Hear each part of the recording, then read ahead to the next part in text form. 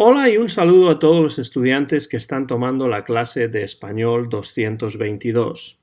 En este video vamos a hablar del imperfecto de subjuntivo, the imperfect subjunctive, which is a tense that we use whenever we need to use the subjunctive and the sentence is in the past, not in the present, but in the past.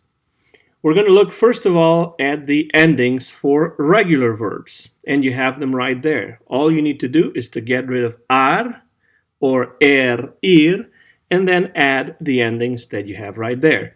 El verbo hablar, you get rid of ar, and you add the endings that you see in red. Hablara, hablaras, hablara, habláramos, hablaran. Careful with the accent in the nosotros form. And with the ir verbs, you do the same. You get rid of or ir, comer, for example, you get rid of and then you add the endings that you see in red there. Comiera, comieras, comiera, comiéramos, comieran. And once again, we have an accent on the nosotros form. Remember also that besides the regular verbs, there are some irregular verbs. The imperfecto de subjuntivo is actually a tense that is built on the pretérito. And for that reason, you will see that irregular verbs have changes in the root. Tienen cambios en la raíz. Son los mismos cambios que en el pretérito. So since this is a verb tense that is built on the pretérito, the changes that you see for these verbs are exactly the same changes that we looked at for the pretérito. Por ejemplo, tener becomes tub. Estar becomes estub. Querer becomes quis. You should be able to remember these. These should sound familiar to you because they're the same changes that you have in the pretérito. Las terminaciones, the endings, son regulares, pero son las terminaciones de los verbos en ir. These are irregular verbs. So what you have to do is, first of all, to take the change in the root. For example, tener becomes tub, and then you add the endings that we saw on the previous slide for and ir. Tuviera, tuvieras, tuviera, tuviéramos, tuvieran.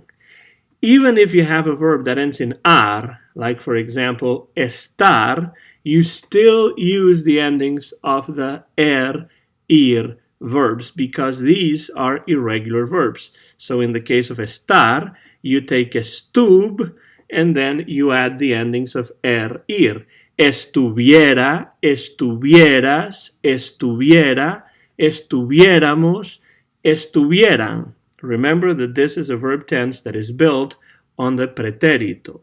When you think of the verb decir, which becomes dir, or traer, which becomes traj, remember that you have to add the ir endings, but on these two verbs, decir y traer, because there's the J there, you actually get rid of the I. So decir becomes dijera, dijeras, dijera, dijéramos, dijeran. Same thing with traer.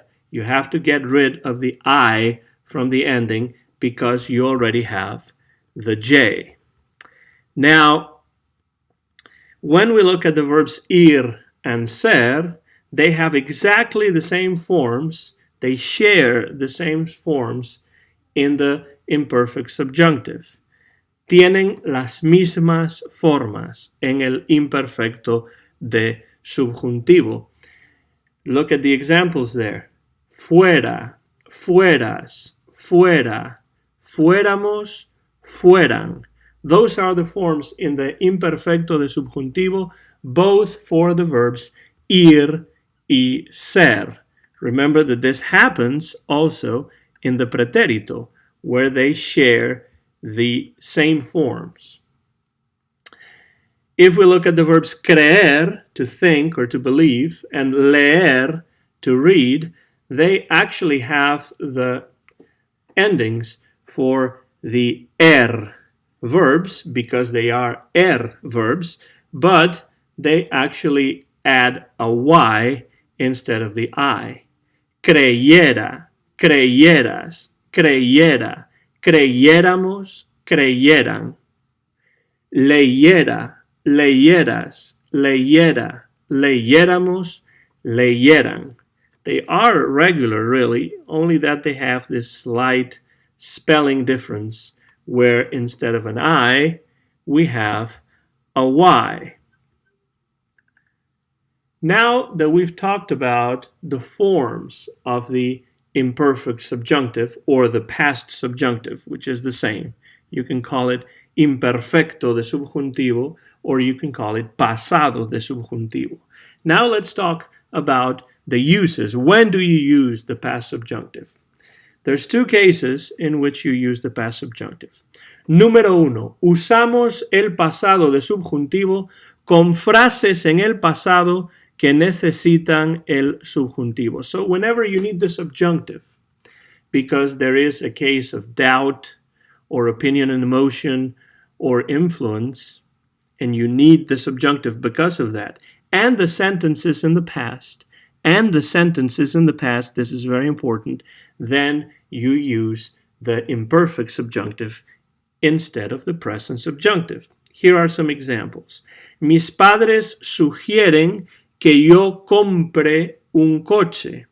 As you can see, the phrase is in the present, and we need the subjunctive because of the verb sugerir, to suggest, which is a verb of influence.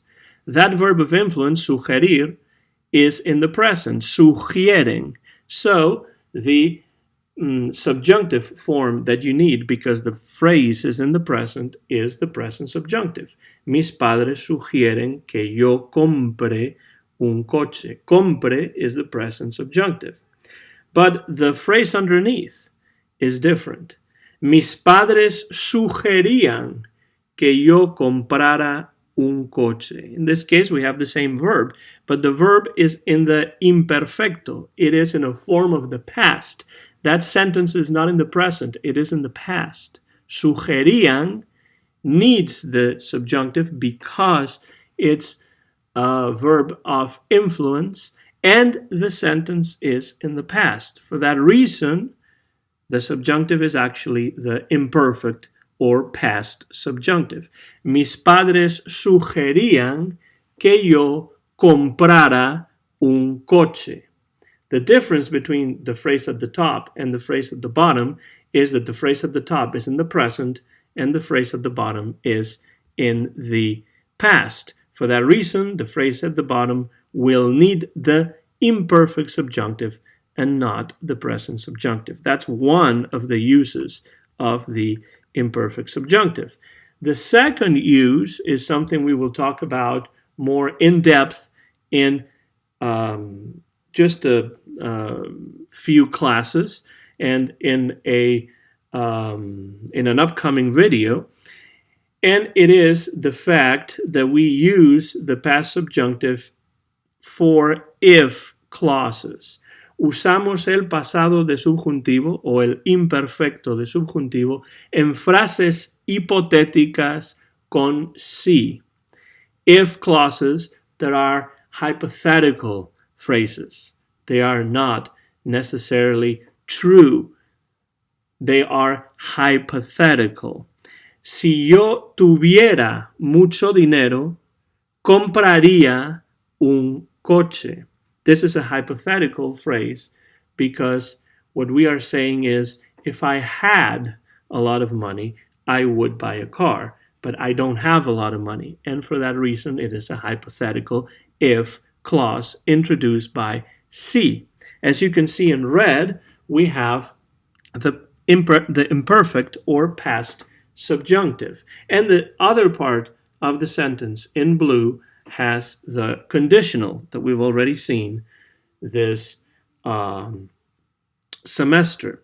So for hypothetical if clauses, the part that is introduced with if, with si, is in the imperfect subjunctive, and the other part that is not introduced by C, in blue in this case, is in the conditional. So that's another use of the imperfect subjunctive that we will be talking more about in an upcoming video, with if clauses that are hypothetical. Frases hipotéticas con si. Si yo tuviera mucho dinero, if I had a lot of money, compraría un coche.